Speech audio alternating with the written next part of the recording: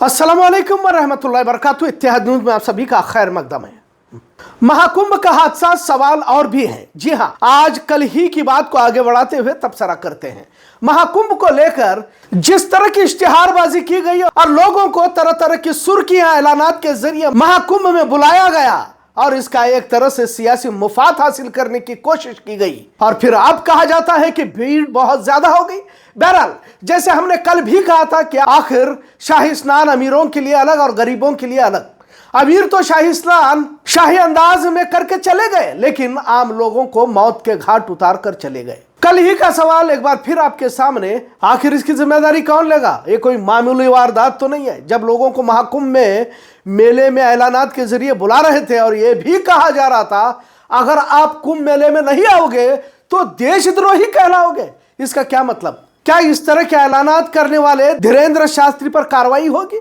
और क्या इससे हिंदू मुस्लिम भी करना चाहते थे और लाखों लोगों को बुलाकर इन्हें सहूलतों से महरूम कर देना, फिर मौत के बाद एक दूसरे की तरफ इशारा करके जिम्मेदारी से अपने दामन को झटक लेना? कहां तक सही? उठो और स्नान के लिए निकलो, बढ़ो, रात 12 बजे हैं। क्या ऐलानात कईयों की मौत की वजह बन गई?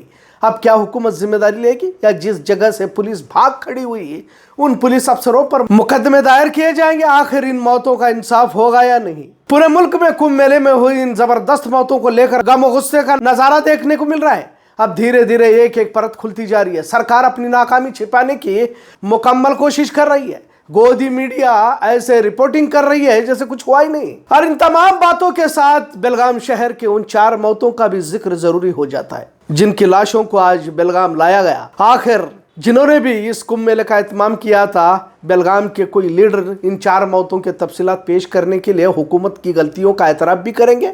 जी हाँ, बेलगाम शहर के लिए भी बेहद अफसोसनाक वाकया कह सकते हैं। खैर, अब एक और इत्तला हासिल हुई कि 29 जनवरी की रात को 2 जगहों पर हादसा पेश आया था, जबकि इसे भी छिपाने की कोशिश पूरी तरह से जारी है। मतलब 2 जगहों पर भगदड़ हुई थी। सरकारी आंकड़ा तो 30 या 40 या कुछ जगह पर 50 बताया जा रहा है, लेकिन इसकी सच्चाई और भी खौफनाक हो सकती है कि बात कही जा रही है। अब तस्वीरों में देख सकते हैं ट्रैक्टरों के जरिए से आवाम के कपड़े जूतों के ढीग वहां से हटाए जा रहे हैं और जब वो जेसीबी लगाकर कपड़े और जूतों को उठाया जा रहा है तो उन ढीगों में से लाशें भी जमीन से बाहर निकलने की बात कही जा रही है। 29 जनवरी को आधी रात के बाद अचानक भगदड़ मची, कई लोगों ने अपनों को खो दिया और आज भी कुछ लोग लापता बताए जा रहे हैं। कुंभ महाकुंभ हमेशा से ही भारतीय शहरियों के लिए आस्था का मरकज रहा है, लेकिन इस बार जैसे इस धर्म, मजहब और हिंदू तहजीब के मेले को फिरका परस्त सियासत का मेला बनाने की कोशिश की गई, शायद तारीख में उसकी मिसाल नहीं कह सकते। भाजपा की फिरका परस्ताना सियासत का मेला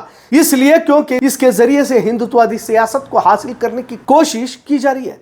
धर्म मजहब से ज्यादा धर्म का भोंदा मुजाहरा देखने को मिल रहा है और इसमें पूरा साथ दे रहा है हमारा गोदी मीडिया, जो अपने जमीर का सौदा कब का करके इंसानियत को दांव पर लगा चुका है। मंत्रियों, संतरियों, सियासी कायदों के लगातार पहुंचने और उन्हें वीवीआईपी ट्रीटमेंट देने, उनके फोटो ऑप की कहानी ज्यादा सामने आ रही है, जिसमें जमीर फरोश गोदी मीडिया का किरदार अहम रहा है। आम आदमी के लिए तमाम रास्ते, कभी वजीर दाखिला इनके गृह मंत्री अमित शाह के लिए, कभी मरकजी वजीर राजनाथ सिंह, कभी वजीर आला योगी आदित्यनाथ या दिगर लीडरों और सेलिब्रिटीज की वजह से रास्तों को बंद कर दिया जाता रहा। लोगों को मीलों मील पैदल चलना पड़ रहा था, इधर उधर भटकना पड़ रहा था और जब वे गंगा घाट पर पहुंचते हैं तो उनसे कहा जाता है कि जल्दी से स्नान करके भागिए, जबकि इसी स्नान यानी गुसल को हिंदुओं में ब्रह्म मुहूर्त में डुबकी लगाना, इसे भी बड़ी अकीदत हासिल है। लिहाजा कुछ लोग जिद कर रहे थे कि कहानी बताई जा रही है कि हम ब्रह्म मुहूर्त में ही डुबकी लगाएंगे। अब इस सोच पर भी सवाल उठाए जा रहे हैं। इसे जायरीन की जिद बताया जा रहा है और जिद की वजह से हादसा होने की कहानी घड़ी जा रही है। कहा जा रहा है कि इसी वजह से भीड़ जमा हो गई और हादसा हो गया। लेकिन क्यों कोई ब्रह्म मुहूर्त में गंगा स्नान का मौका न पाना चाहेगा? बताइए। लोग इतनी दूर दूर से मौनी अमावस्या के ब्रह्म मुहूर्त में ही तो डुबकी के लिए आए थे और यही तो मजहबी रहनुमाओं ने बताया था, इनके धर्माचार्यों ने बताया था। फिर आप इन लोगों को कैसे गलत बोल सकते हैं? फिर संगम पर इतनी भीड़ का राग भी बेकार हो जाता है। हर बार होती है, आपने ही बुलाया है। योगी सरकार लगातार इसके लिए इश्तिहारबाजी भी कर रही थी कि ज्यादा से ज्यादा लोग आकर संगम में स्नान करें, पुण्य कमाए, यानी कि नेकी कमाए। योगी जी को ही आंकड़ों की ही सियासत करनी है, कभी अयोध्या में दीप जलाने के मामले में, कभी कुंभ में डुबकी लगाने वालों की तादाद के मामले में। आंकड़ों का रिकॉर्ड तो बनना है और इसके जरिए वोट की राजनीति करनी है और चुनाव भी नजदीक है। मिल्कीपुर में वोट मांगने हैं, दिल्ली में वोट मांगने हैं, विपक्ष के लीडरों को, कांग्रेस या आम आदमी पार्टियों को हिंदू विरोधी या नकली हिंदू बताना है। अपने आप को हिंदू हृदय सम्राट बनाने के लिए मोदी जी से कंपटीशन भी करना है। यही वजह है कि आस्था और हिंदू तहजीब का मेला एक तमाशा बन गया और बना दिया गया। बहुत लोग तर्क दे रहे हैं इतनी बड़ी भीड़ को मैनेज करना मुश्किल है, हादसे हो ही जाते हैं, इससे पहले भी कुंभ महाकुंभ में हादसे हुए हैं, तो क्या है इतनी मौतों पर अफसोस भी नहीं करना चाहिए?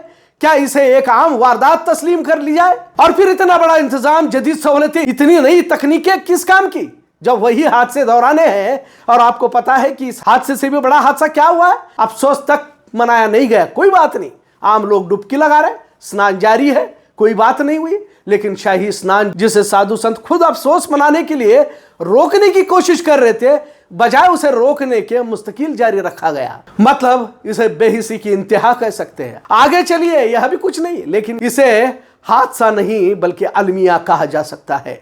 एक तरफ आंसू थे, चीख पुकार थी, अपनों की तलाश थी, अपनों की लाशें थी, और दूसरी तरफ अमृत स्नान कर रहे साधु संतों पर हेलीकॉप्टर से फूलों की बारिश की जा रही थी। यह एक तरह से घिनौनी तस्वीर ही कही जा सकती थी, जो टेलीविजन ने भी बड़े फक्र के साथ इसे दिखाया। आखिर योगी हुकूमत इसके जरिए से क्या दिखाना चाहती थी? क्या कहे? वाह योगी जी, थैंक यू योगी जी। इसे तो बेहिसी और गैर इंसानी हरकत की इंतहा ही कहा जा सकता है। और हमारा मीडिया जो हर डुबकी का हिसाब रख रहा था, उसे शाम तक पता ही नहीं चला कि कितने लोगों की मौतें हुई है और कितने घायल हुए हैं, कितने गायब हो चुके हैं। यही नहीं, वो तो डैमेज कंट्रोल में जुट गए थे और योगी सरकार का पूरी बेशर्मी से बचाव भी करने में लगी थी। जबकि सवाल यही है कि आप कामयाबी का सेहरा अपने सर बांधना चाहते हो तो नाकामी को भी तस्लीम करना सीख लीजिए। खैर, कल की उसी वारदात को आगे बढ़ाते हुए हमें यही बताना था कि सच्चाई को छिपाने से आखिर तुम्हें क्या हासिल होने वाला है। लोग तो समझ चुके हैं, इसके पीछे की नीयत को भी समझ चुके हैं। या आस्था यानी अकीदत का मेला था, या सियासी तमाशा जो देश के लोगों की जान पर बन आई और सत्ता में बैठे लोग बेशर्मी से इस पर कुछ बोलना नहीं चाहते। आज का यही मौजू था। आपको आज का मौजू कैसा लगा, इस पर ज़रूर कमेंट करें। इत्तेहाद देखने के लिए शुक्रिया। अल्लाह हाफिज़।